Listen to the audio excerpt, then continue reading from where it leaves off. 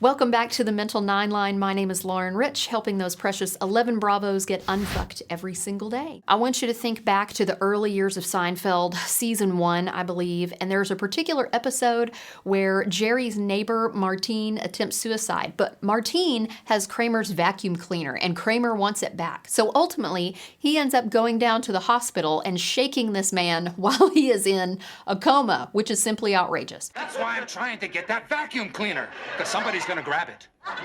My scenario is a little bit different. My inner office is decorated with everything Iraq and Afghanistan, obviously. Rugs, scarves, maps on the wall.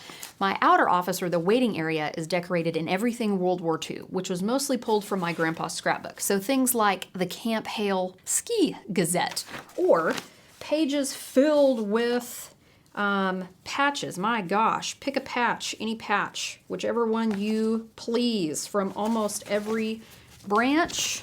Let's see here, is that right?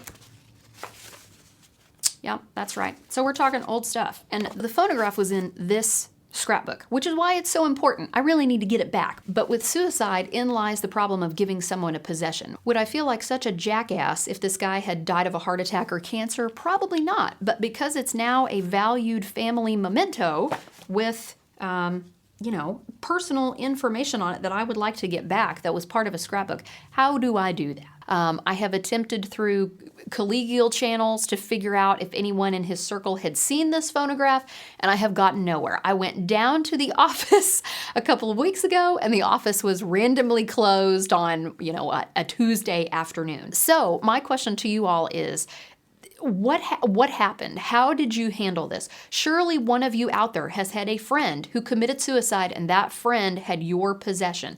How did you handle it? Did you get it back? And did you feel as guilty as I do? Because I feel like the only reason I feel guilty is because this person has committed suicide. And to be honest, I had completely let it go until I had a veteran in my office about 2 weeks ago.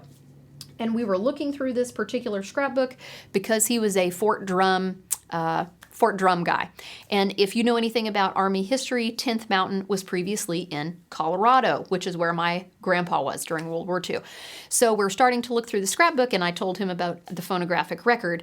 And when he had heard what had happened, the veteran said, and I quote, "Hell no, Doc, go get your shit."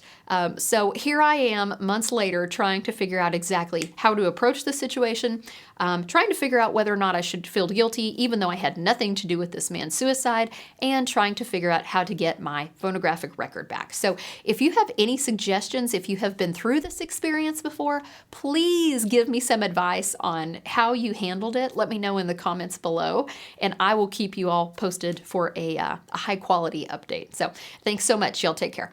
So part of my job is to help you all get unfucked, but if you're curious about how fucked you actually are, you can go online and take the FUBAR assessment at laurenrich.net.